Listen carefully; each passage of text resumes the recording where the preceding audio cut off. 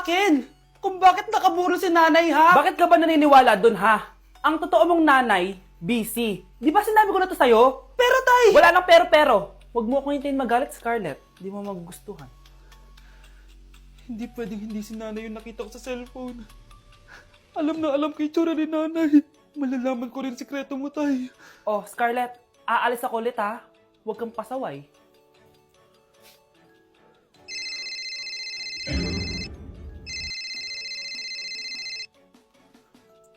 Nasa yung cellphone ko? Hello po. Pwede na po maklaim yung 10 million peso na galing sa insurance ng namatay niyo pong asawa. Insurance?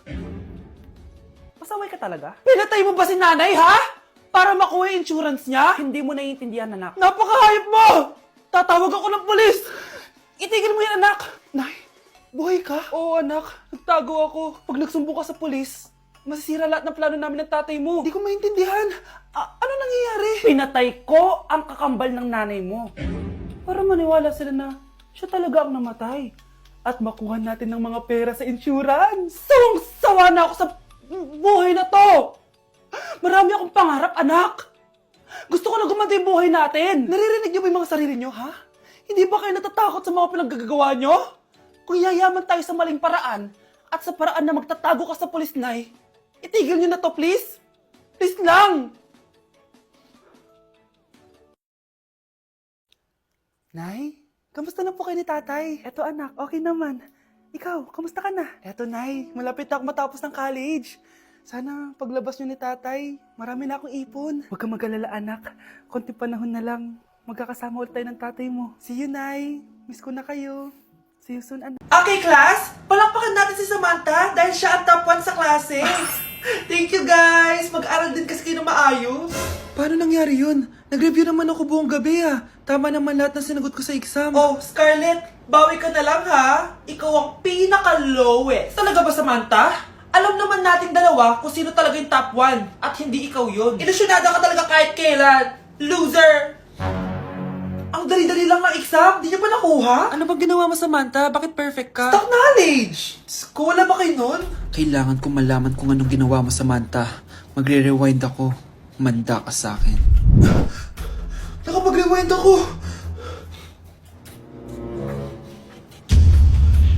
Ikaw pala ang top 1, Scarlett? Tignan ko na lang kung sino magiging top 1 after neto. Ha? Bawal yun na! Okay, class, start na tayo.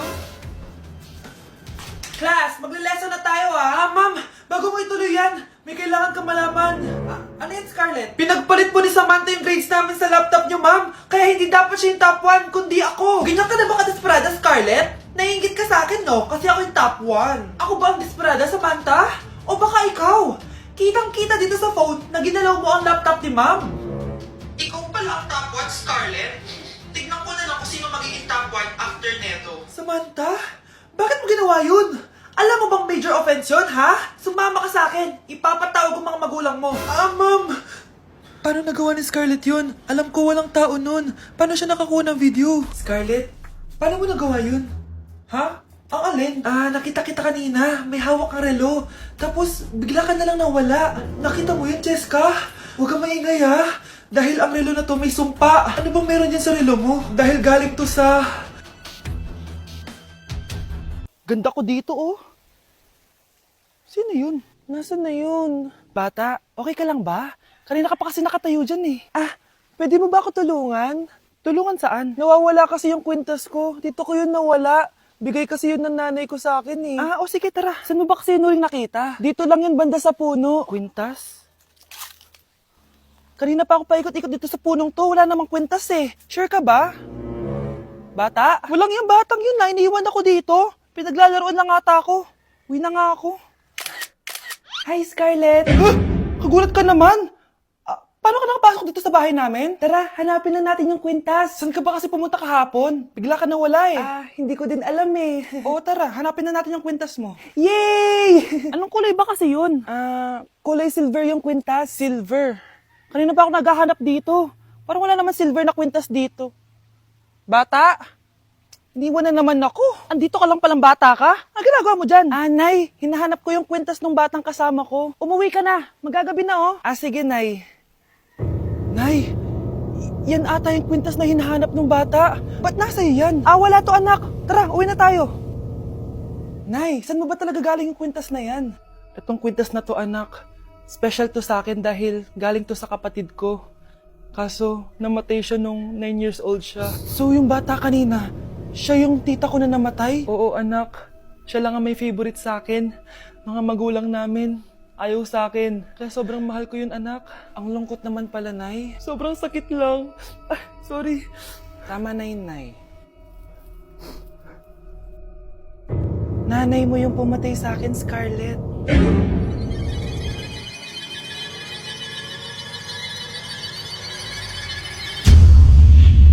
Tama na. Ano to? Para na namang ulam? Mahal, pangako bukas may kakainin na tayo. Sinabi mo rin yan kahapon. Paano tong anak natin, ha? Paano natin ito bubuhayin? Mahal, please. Magtulungan tayo. Makakaahon din tayo dito. Ayoko na. O ito, ikaw na maghalaga niyan. Mahal, please. Huwag mo naman kaming iwan. Babalik na ako sa dati kong buhay. Sa buhay na nakakain ako na masarap. Sa buhay na nakakapag-party ako. Sa buhay na prinsesa ako. Ayoko na ng gantong buhay. Mahal, please. Babawi ako. Kaya mo na yan. At wag na ako gugulayin, ha?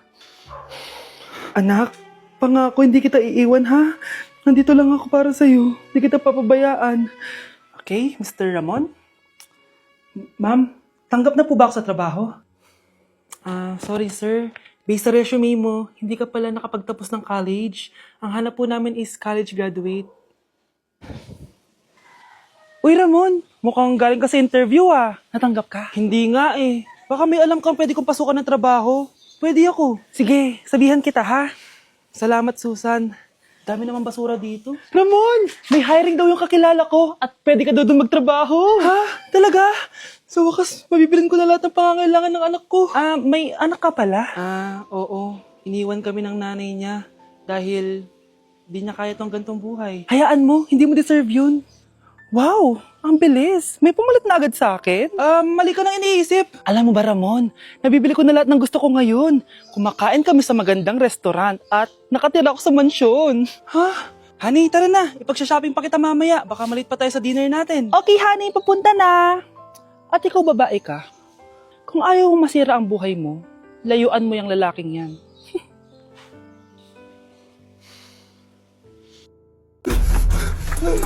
Ano nangyayari?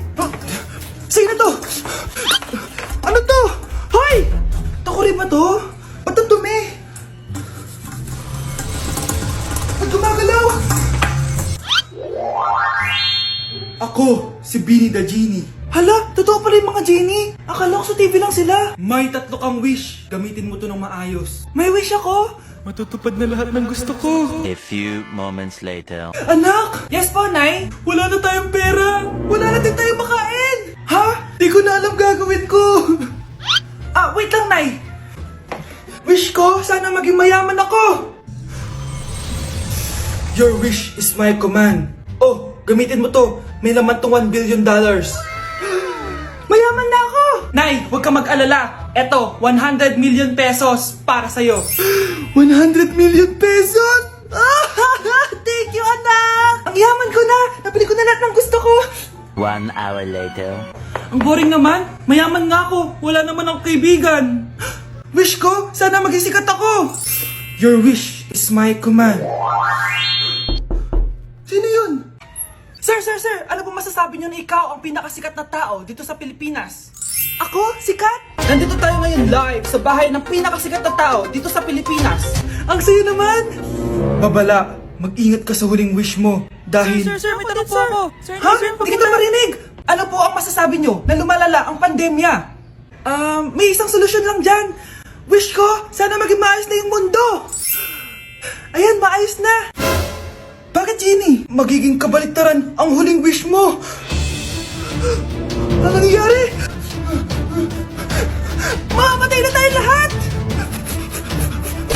Guys, it's time! Oh, mga anak, pumunta na kayo lahat sa mesa. Wait lang, patapos na itong makeup ko. Sandali lang, pinapasa ko na yung last assignment ko of the year. Wait lang, patapos na ito nalalaro ko. Teka, nasan tatay nyo? Ay naku, ano bang bago? Gisingin nyo na. Okay, bago tayo kumain, may challenge tayo. Hala, anong prize na? Pera? Ayan, diyan ka magaling eh. Hindi! May magsasabi kung sino sa buong pamilya ang ganito. Tapos, ituturo natin kung sino ang akma sa sinabi. Okay! Sino sa buong pamilya ang matakaw sa fries? Huy! Sabi ko wag mo na kumain eh. Ang takaw mo talaga. Sino sa buong pamilya ang palaging nagpupuyat? Ang dami kasing schoolworks eh. O eto, sino sa buong pamilya ang palaging nagpapatawa sa mesa? Nakakatawa ba ako? Sino sa buong pamilya ang amoy chicken joy? Favorite ko kasi itong chicken joy eh. Sino sa buong pamilya ang malilibre ng Jollibee? Ayan, diyan kayo magaling. O eto, sino sa buong pamilya ang the best maghanda ng pagkain? Ay sus! At dahil dyan, kumain na tayo!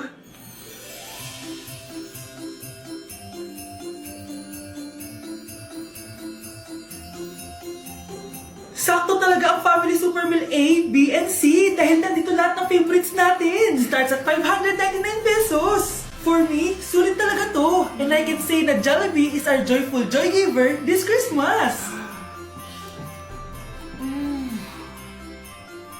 Buo ang saya ng Pasko with this Family Super Meals. Oh, sino sa buong pamilya ang maghuhugas ng plato?